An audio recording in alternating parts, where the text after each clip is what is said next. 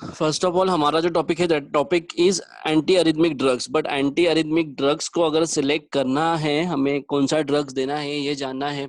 Anti arrhythmic drug कौन सा select करना है मींस उसके पहले हमें ये जानना जरूरी है कि पेशेंट का रिदम कौन सा है। अगर पेशेंट का हमें रिदम ही नहीं पता, if we are not aware of rhythm कि नॉर्मल रिदम है या नहीं है, सो वी कैन नॉट। अगर हमें रिदम ही नहीं पता, अगर हमें रिदम के बारे में नहीं पता, तो वी कैन नॉट डायग्नोज कि ये कौन सा रिदम है और इसको कौन सी एंटी अरिथमिक ड्रग देना जरूरी है। तो आज हम लोग एक शॉर्ट ब्रीफ ऑफ रिदम देख लेंगे कि what is normal rhythm and what is abnormal rhythm, so that we can select a proper drug. बहुत सारी ये अरिथमिया की ईसीजीज स्पॉटिंग में रखी रहती है कि select the drug according to the ECG given.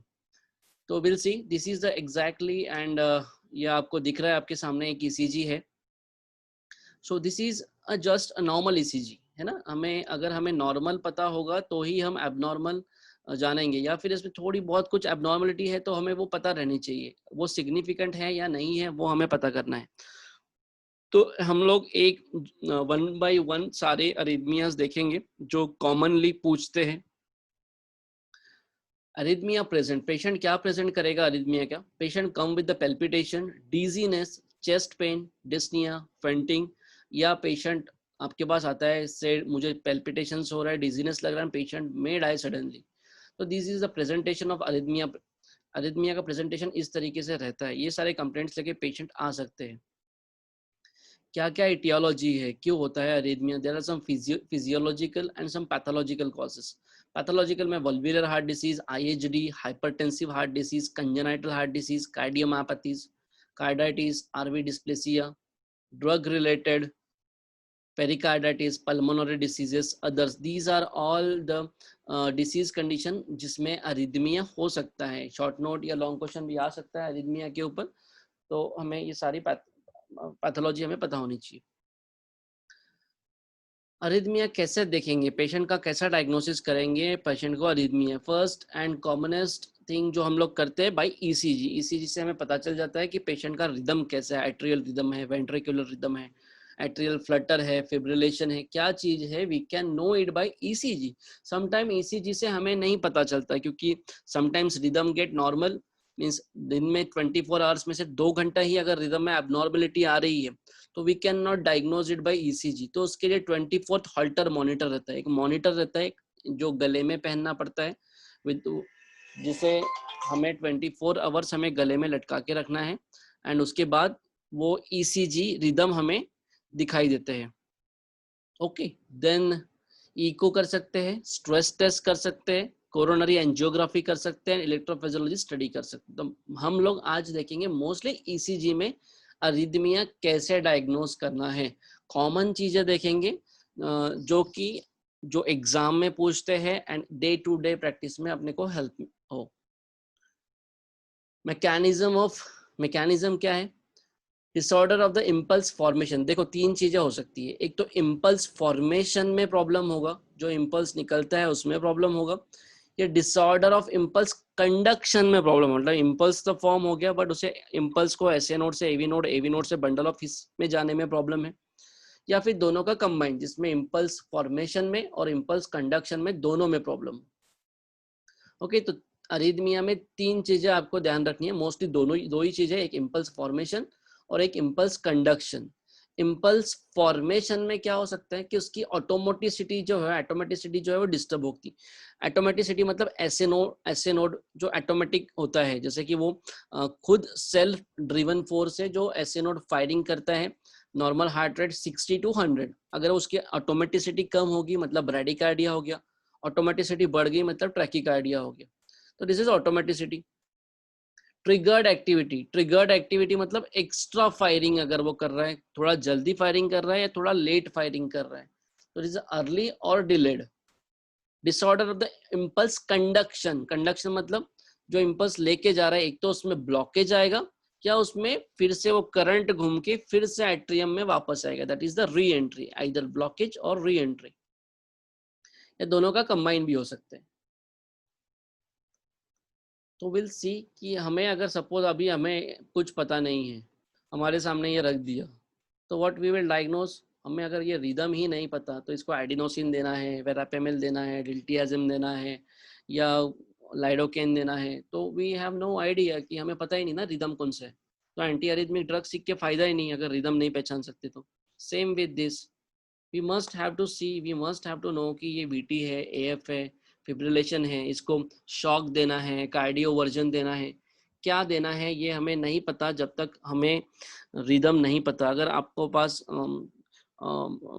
Shock non shockable rhythm है, अगर कोई रिदम नॉन शॉकेबल है और आपने उसको अगर शॉक दिया तो ही में डॉय, तो यू मस्ट नो कि कौन सा रिदम शॉकेबल है और कौन सा रिदम नॉन शॉकेबल है, कौन से रिदम में लाइडोकेन देना है, कौन से में एडिनोसिन देना है, इसके लिए रिदम जानना जरूरी है। ये रिदम क्या है, we have no idea because हमें नहीं पता क्योंकि हमने सीखा नहीं है। तो these are the some ECGs, इसलिए इसे प्रेजेंट किया स्टार्टिंग में कि हमें नहीं पहचान में आ रहे, बट हम लोग पूरा अभी लेक्चर अगर जब सुनेंगे उसके बाद हम लोग अगर ये देखेंगे तो वी कैन इजीली डायग्नोस्ड कि ये कौन से रिदम है।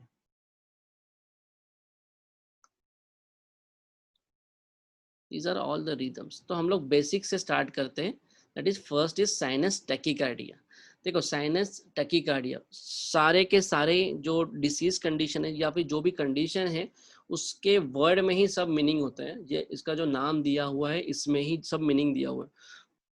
इसमें मुझे और 2-3 ईसीजी प्रेजेंटेशन करने थे पर टाइम नहीं मिला, मैं ऐड नहीं कर पाया बहुत सारे इसमें कि समझाने के लिए, बट मैं ओरली समझा देता हूँ। What is sinus tachycardia? देखो साइनस रिदम मतलब नॉर्मल रिदम, साइनस का वर्ड होता है नॉर्मली, ऐसे रिदम जो ओरिजिनेट हो रहे हैं, ऐसे रिदम जो ओरिजिनेट हो रहे हैं ऐसे नोट से, ऐसे नोट से इम्पल्स निकल रहे हैं, अगर इम्पल्स ऐसे नोट से निकल रहा है तो उसमें वर्ड आएगा साइनस। अगर रिदम एट्रियम में से निकल रहा है तो वर्ड आएगा एट्रियल टैकीकार्डिया। अगर रिदम वेंट्रिकल से निकल रहा है तो वर्ड आएगा वेंट्रिकुलर टैकीकार्डिया, है ना। मतलब अभी ये रिदम कहाँ से निकल रहा है, साइनस है, मतलब ऐसे नोड से रिदम, ऐसे नोड से फोकस या ऐसे नोड से इलेक्ट्रिक करंट निकल रहा है, सिर्फ वो ज्यादा निकल रहा है, फायरिंग ज्यादा हो रही है, इसीलिए इसका वर्ड है साइनस टैकीकार्डिया। क्योंकि हार्ट रेट 100 के ऊपर है।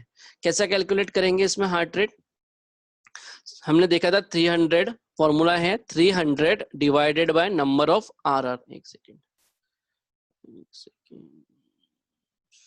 no wait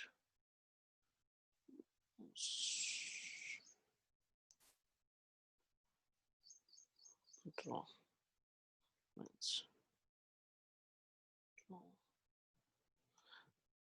देखो formula is 300 divided by number of RR. Formula is 300 divided by number of RR। अभी इसमें देखो फॉर एग्जांपल हम लोग ये R वेव और ये R वेव, इन दोनों के बीच में कितने बॉक्सेस है?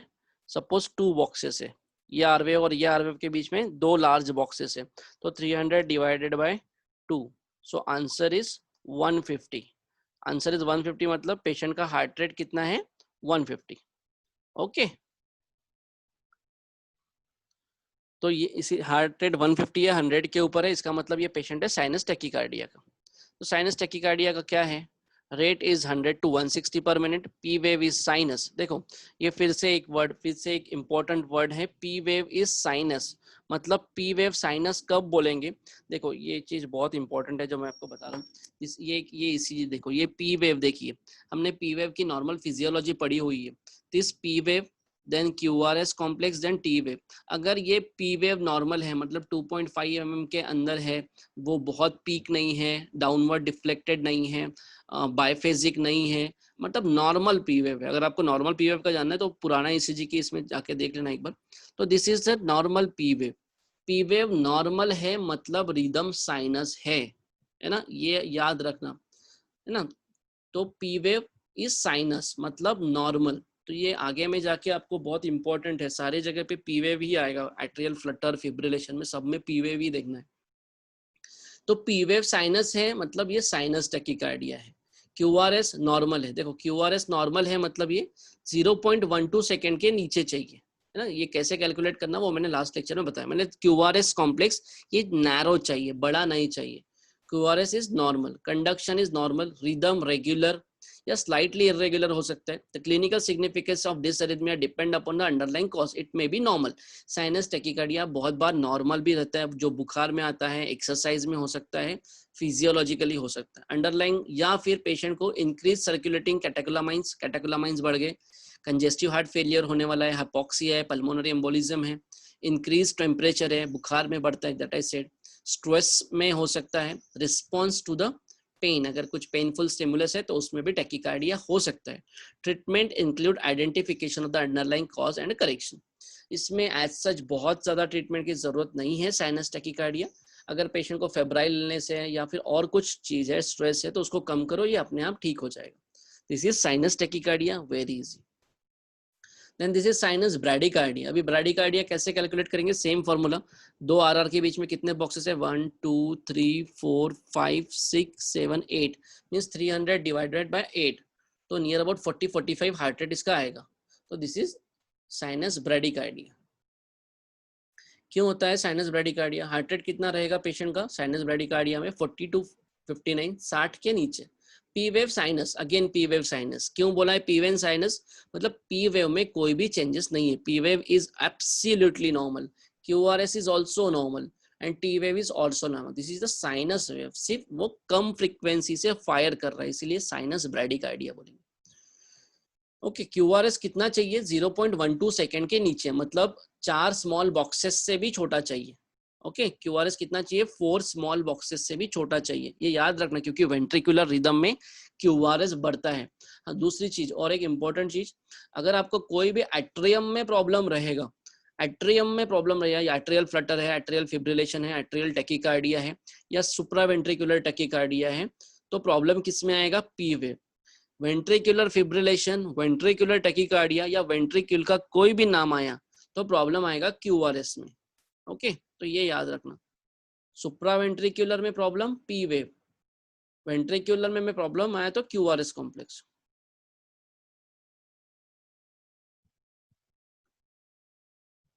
देन साइनस ब्रैडीकार्डिया जो अभी हमने देखा था, conduction PR is normal, slightly prolong, slower rate, rhythm regular, slightly irregular. The rhythm is often seen as a normal variation in, जो एथलीट्स रहते हैं ना, उनमें मोस्टली ब्रैडीकार्डिया पाया जाता है, जो रेगुलर एक्सरसाइज करते हैं उसमें उन लोगों में ब्रैडीकार्डिया कॉमन है। ड्यूरिंग स्लीप और in response to the vagal manoeuvre, देखो वेगल मैन्यूर जो कैरोटिड आर्टरी है आपकी, उसके नीचे में अगर आप मसाज करते हो, you will find a vagal nerve, उसको अगर वेगल मैन्योर करते हो आप लोग, वेगल नर्व को दबाते हो, उसके ऊपर राउंड राउंड ऐसा हाथ घुमाते हो, गोल घुमाते हो, I will let you know कि वेगल मैन्योर कैसे करते बाद में। तो किसी पेशेंट को एसवीटी है, सुप्रावेंट्रिकुलर टैकीकार्डिया भी है, और आपने पेशेंट को वेगल मैन्योर दिया तो उसका सुप्रावेंट्रिकुलर टैकीकार्डिया बिना कोई दवाई के जस्ट वेगल मैन्योर से ठीक हो सकता है। If a bradycardia becomes slower than SA node pacemaker, junctional rhythm may occur. Treat the underlying cause, atropine दे सकते हैं, आइसोप्रिल दे सकते हैं, artificial pacing if patient is haemodynamically अगर कॉम्प्रोमाइज है, अगर पेशेंट को बहुत ही ज्यादा ब्रैडीकार्डिया है, हीमोडायनामिकली अनस्टेबल है, तो उसे हम लोग पेसमेकर लगा सकते हैं। लो, साइनस टैकीकार्डिया हो गया, साइनस ब्रैडीकार्डिया हो गया। साइनस अरिदमिया, मतलब अभी इसमें अरिदमिया तो है, बट साइनस वर्ड क्यों आया, क्योंकि यहाँ पे पी वेव है वो नॉर्मल है, this P wave is normal, QRS is normal, T wave is normal, but arrhythmia मतलब देखो ये दो आरआर में कितने बॉक्सेस है, 1 2 3 एंड हाफ, और इसमें कितने 1 2 3, इसमें 3 बॉक्सेस है, कहीं में 4 बॉक्सेस है, कहीं में 5 बॉक्सेस है, मतलब हर आरआर वेव ये एक में एक से अलग अलग है, इसीलिए क्या है ये साइनस तो है, ये वेव्स तो सारी नॉर्मल है, बट अरिदमिक है, अरिदमिक मतलब सारे आरआर का डिस्टेंस अलग अलग है, that's why this is the sinus arrhythmia. क्या क्या कॉजेस है साइनस अरिदमिया के? हार्ट रेट कितना हो सकता है, 45 to 100 के बीच में हो सकता है, पी वेव साइनस रहेगी, इसीलिए साइनस, क्यूआरएस भी नॉर्मल रहेगा, कंडक्शन भी नॉर्मल रहेगा, रिदम कैसा रहेगा, सिर्फ regularly irregular. The rate usually increase with inspiration, देखो जब कोई सांस लेता है, इंस्पिरेशन और डिक्रीजन, जैसे कि heart rate usually increase with inspiration, जब आप इंस्पायर करते हो तो हार्ट रेट बढ़ेगा, और आप जब एक्सपायर करते हो तो हार्ट रेट कम होगा, तो ऐसे वक्त भी बहुत बार ये ईसीजी में चेंजेस ऐसे दिखते हैं, not to worry, that is but normal. Rhythm is not commonly seen with respiration due to fluctuation in the vagal tone. The non-respiratory form is present in a diseased heart and sometimes confused with a sinus arrest. Sinus arrest or pause क्या होता है? I will let you know. Treatment is not usually required unless symptomatically bradycardia is present. इसमें भी sinus arrhythmia में भी अगर patient को कोई तकलीफ नहीं है तो it is but normal, no need of any treatment. अगर ऐसा आपको ईसीजी दिया है तो लिखना this is the sinus arrhythmia, usually no need of treatment. And next is our premature atrial contraction. अभी यहाँ से थोड़ा एबनॉर्मलिटी शुरू हो जाती है. अभी देखो, अभी तक तीनों जगह पे ना साइनस ही वर्ड आया, sinus bradycardia, sinus tachycardia and sinus arrhythmia. अभी यहाँ से साइनस वर्ड निकल जाएगा. यहाँ से अभी क्या आएगा? एट्रियल आएगा. Premature atrial contraction. देखो अभी इसको प्रीमैच्योर एट्रियल कॉन्ट्रैक्शन क्यों बोला है? Look, this is the first P wave, then QRS, then T wave. ये नॉर्मल है.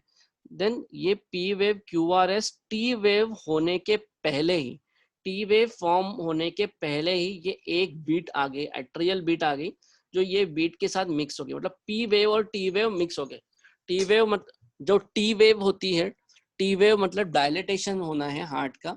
हार्ट का डायलेटेशन होने के पहले ही एक न्यू बीट आ गई है. That is called as a premature atrial contraction. Look, फिर उसके बाद क्या हुआ? फिर से P Q R S T normal, ये भी नॉर्मल. फिर से ये बीट के साथ P Q R S T के साथ एक बीट फिर से आ गई.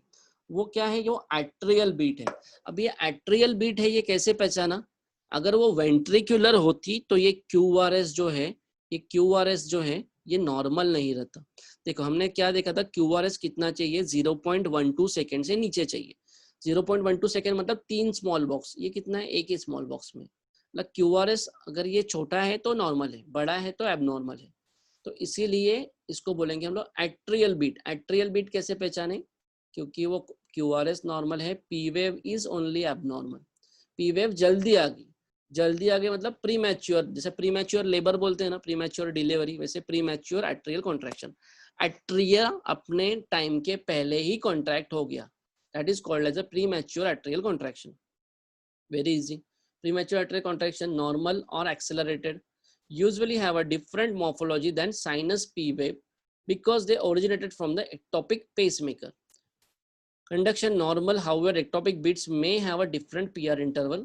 Premature atrial contraction pack occur early in a cycle and they usually do not have a complete compensatory pause.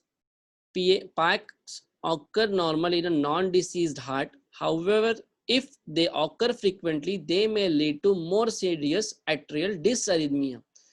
They can also result of congestive heart failure, ischemia या COPD. मतलब क्या? वैसे तो जो PAC है, प्रीमैच्योर एट्रियल कॉन्ट्रैक्शन है, वो बहुत बार नॉर्मली पाए जाते हैं. वो एक आध अगर आते हैं तो इट्स ओके. बहुत बार अगर वो बहुत फ्रीक्वेंटली अगर आ रहे हैं तो पेशेंट को कंजेस्टिव हार्ट फेलियर हो सकता है, इस्चेमिया हो सकता है या पेशेंट को COPD हो सकता है. ओके, तो आपको ऑब्जर्व करना है कि पेशेंट को क्या है.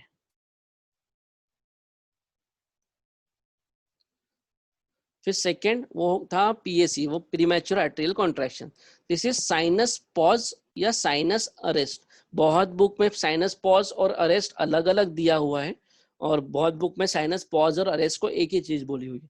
देखो साइनस पॉज या साइनस अरेस्ट में क्या होता है? Normally this is normal, P wave normal, QRS normal, T wave normal, सारी चीजें नॉर्मल रहेगी. अचानक क्या हो जाएगा? एक पॉज आ जाएगा एंड फिर से अगेन रिदम शुरू हो जाएगी. तो this is called as a sinus pause. और ये exactly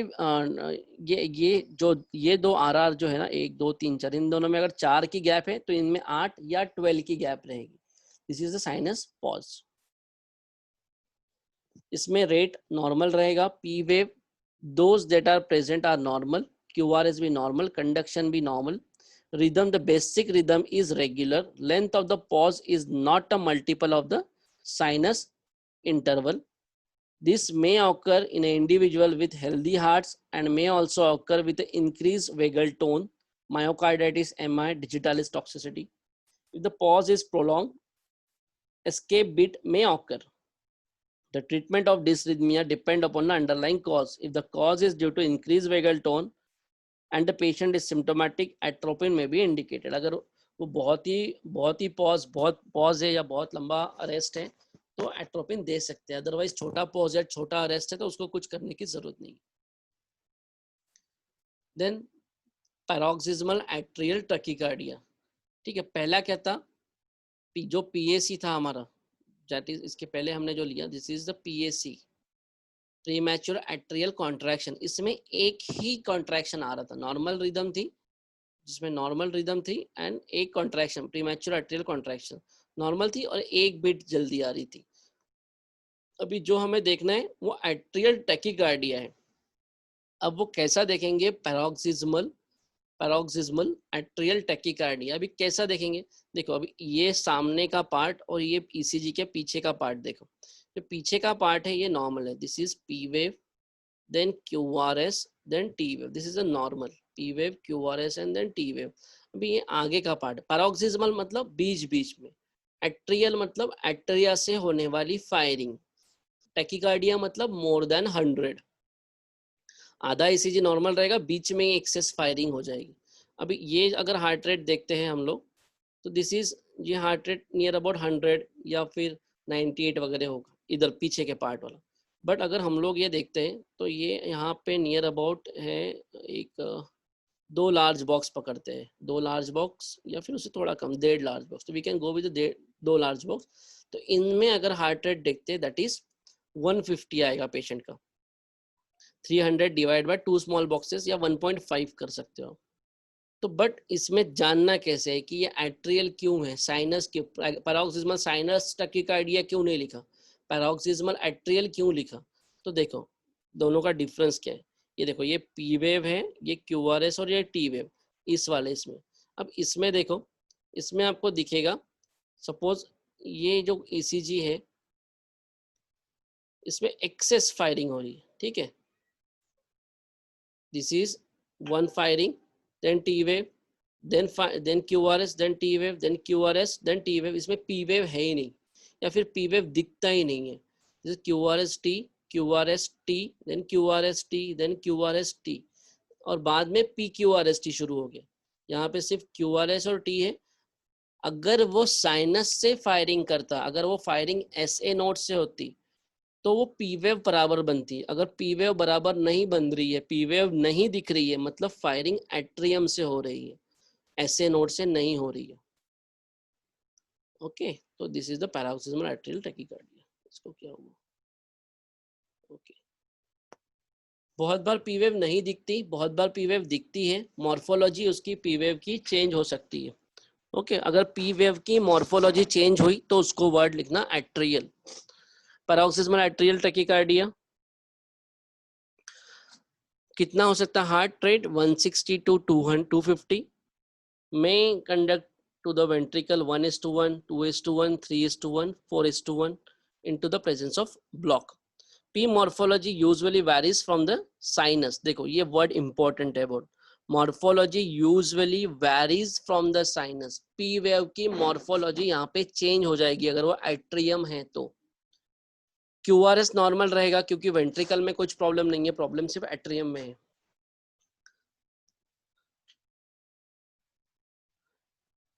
Paroxysmal atrial tachycardia may occur in the normal as well as disease heart.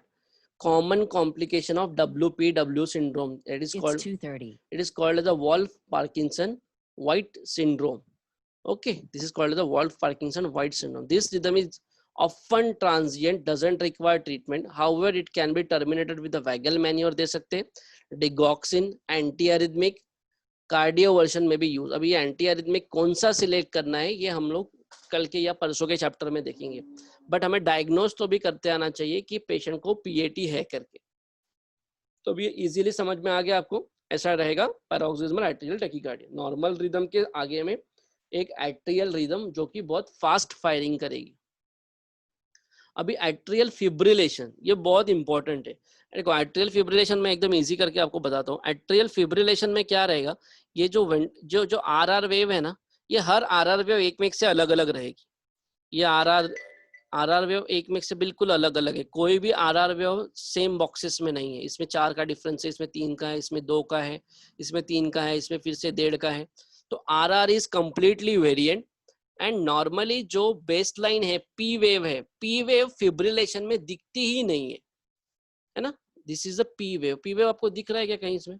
P wave कहीं दिख रही है? नहीं दिख रही है, सिर्फ आर आर आपको दिख, क्यू आर एस कॉम्प्लेक्स दिख रहे हैं। तो this is the fibrillation wave, this is the fibrillation wave. देखो हम एक देखो जूम करके देखते हैं, इसमें कहीं दिख रहा है क्या पी वेव जैसा? सिर्फ आर आर है, वो भी वेरिएशन है ना, हर आर आर वेव वेरिएटेड है। तो this is the fibrillation. Okay, atrial fibrillation. Atrial rate usually कितना रहेगा? एट्रियम का रेट 400 से 650। P wave not present, wavy baseline is seen instead. ये भी लाइन बहुत इंपॉर्टेंट है। P wave not seen and wavy baseline is seen. QRS is normal, क्योंकि ventricle में कुछ प्रॉब्लम नहीं हो तो क्यूआरएस में कुछ प्रॉब्लम नहीं होगा। कंडक्शन वेरिएबल एवी कंडक्शन, अगर कंडक्शन आरआर चेंज हो रहा है तो एवी नोड का भी जो एवी कंडक्शन है वो वेरिएबल रहेगा। रिदम इरेगुलरली इरेगुलर, ये फेवरेट ईसीजी है स्पॉटिंग में एट्रियल फिब्रिलेशन का, ये रहेगा ये most commonly. Irregularly irregular, this is hallmark of the dysrhythmia. देखो 10 मिनट्स का समय बाकी है सिर्फ। एट्रियल फिब्रिलेशन में occur paroxysmally but it often become chronic. हम लोग ना थोड़ा सा एक वीडियो में आपको दिखाता हूँ। Cardiac arrhythmias can be classified by site of origin. Sinus rhythms originate from the sinoatrial node or SA node. Atrial देखो जो ये ब्लिंक हो रहा है ना, दिस इज द जो ब्लिंक हो रहा है, तो ये ऐसे नोड, जो साइनस रिदम है वो ऐसे नोड से निकलेंगे। जो एट्रियल रिदम है, चाहे वो atrial tachycardia, atrial focal rhythm या एट्रियल प्रीमैच्योर कॉम्प्लेक्स, ये सारे एट्रियम से कहीं से भी निकल सकते हैं। ये आपको पूरा येलो पार्ट दिख रहा है, वो एट्रियल रिदम के लिए है।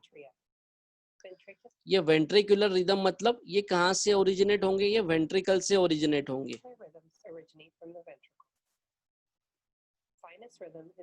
देखो this is the normal sinus rhythm, ये ऐसे नोड से करंट निकला, एवी नोड में गया, बंडल ऑफ ईस्ट में गया एंड हार्ट में वो स्प्रेड अप हुआ।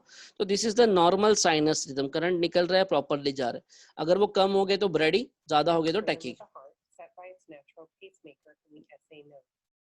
In a healthy heart, the SA node fires 60 to 100 times per minute, resulting in the normal heart rate of 60 to 100 beats per minute. ठीक है, ये सपोज नॉर्मल रिदम है।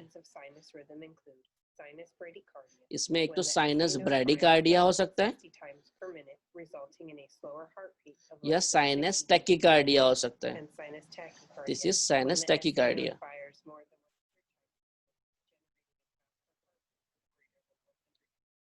But current आपका निकल रहा है ऐसे नोड से ही।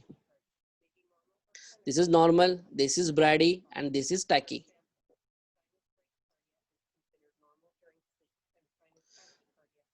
ब्रैडिकार्डिया नींद में नॉर्मल हो सकता है, टैकीकार्डिया एक्सरसाइज में नॉर्मल। जो मेन है this is the atrial rhythms. Atrial rhythms मतलब जो रिदम ऐसे नोड से ना निकलते हुए एट्रियम से कहीं से भी निकलेंगे। एक तो एट्रियल फ्लटर, एट्रियल फिब्रिलिया या एवी नोडल री एंट्रेंट टैकीकार्डिया।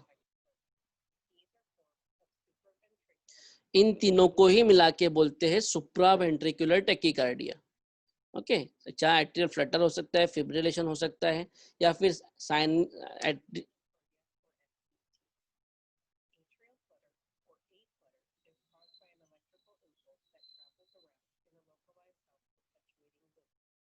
देखो एट्रियल फ्लटर में क्या होता है पता है क्या? जैसे कि एट्रियल फ्लटर में एट्रियम से करंट तो निकला, बट वो एट्रियम के एट्रियम में 4 बार घूमेगा, 1 2 3 4, 4 बार एट्रियम में घूमेगा, 1 बार वेंट्रिकल में जाएगा। मतलब आपको ईसीजी में कैसे दिखेगा? 4 बार एट्रियम का कॉन्ट्रैक्शन दिखेगा और 1 बार वेंट्रिकुलर का कॉन्ट्रैक्शन दिखेगा। उसको बोलते हैं एट्रियल फ्लटर, मतलब एट्रियम फ्लटरिंग कर रहा है, एट्रिया फ्लटर हो रहा है। इसी दैट इज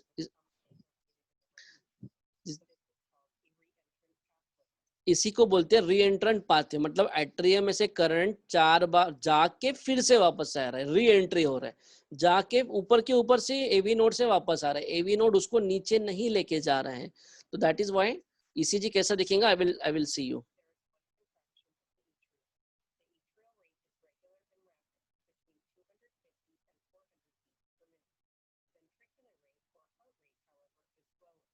देखो इसमें क्या रहेगा, एट्रियल रेट ना वो कॉमन रहेगा, मतलब 4:1, 3:1, जैसे कि 4 atrial wave, 1 ventricular, 5 atrial wave. और एट्रियल फ्लटर में एक लाइन जो एमसीक्यू के लिए फेवरेट है, वाइवा के लिए फेवरेट है, that is saw tooth appearance in the ECG.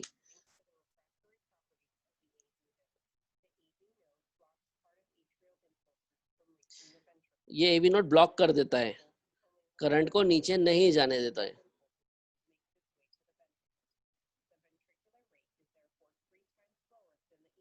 इसीलिए वेंट्रिकल का रेट जो है वो कम रहता है as compare to the atrial rate.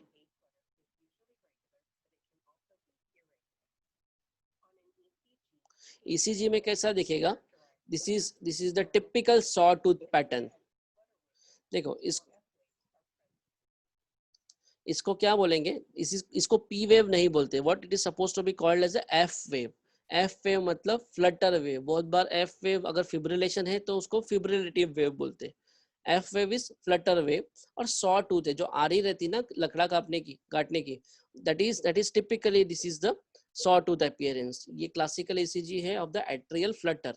कितने बार आ रहा है एट्रियल कॉन्ट्रैक्शन, 4 बार, वेंट्रिकुलर कॉन्ट्रैक्शन 1 बार, फिर से 4 बार, और ये वेंट्रिकुलर कॉन्ट्रैक्शन 1 बार।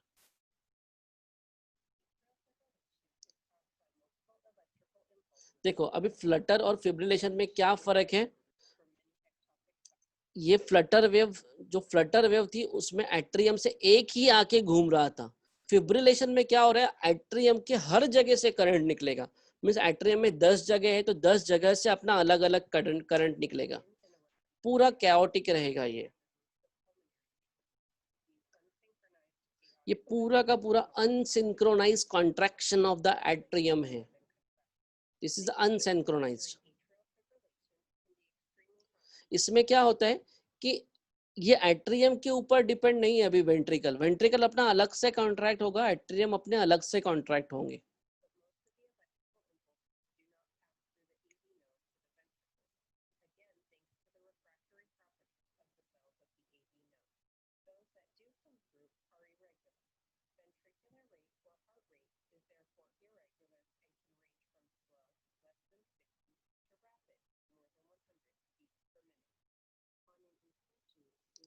देखो ईसीजी में ये ऐसा दिखेगा, फिब्रिलेशन वेव, और दोनों आरआर क्यूआरएस कॉम्प्लेक्स से ये एक में एक से दूर दूर रहेंगे, अलग अलग रहेंगे, इसका कोई रिलेशन नहीं रहेगा। फिर ये फिब्रिलेशन वेव ऐसी एकदम बेसिक हो जाएगी। Okay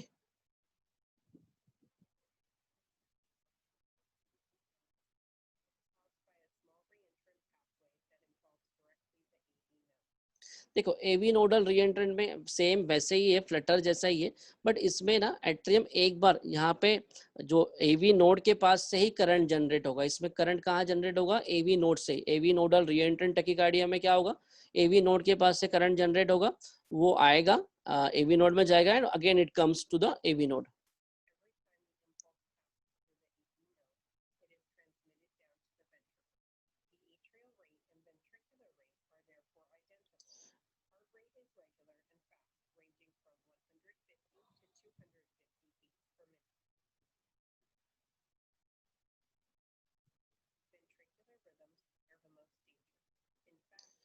now this is the ventricular rhythm. Ventricular rhythm या वेंट्रिकुलर टैकीकार्डिया ये बहुत डेंजरस होते हैं, जिसमें पेशेंट का लाइफ थ्रेटनिंग। एट्रियम तो भी पेशेंट को टाइम देगा, कुछ नहीं होगा, बट वेंट्रिकुलर रिदम में पेशेंट डाई सडनली। तो वेंट्रिकुलर रिदम कैसे पहचानेंगे, फर्स्ट वेंट्रिकुलर टैकीकार्डिया और वीटैक। इसमें क्या होगा, वेंट्रिकल में एक आधे जगह पे एक इम्पल्स जनरेटिंग प्रॉपर्टी बन जाएगी, और इम्पल्स वेंट्रिकल के अंदर से यहीं से जनरेट होगा। और इसमें पी वेव आपको ईसीजी में पी वेव नहीं दिखेगी, उसमें सिर्फ आपको क्यूआरएस कॉम्प्लेक्स या वेंट्रिकुलर टैकीकार्डिया की वेव्स दिखेगी।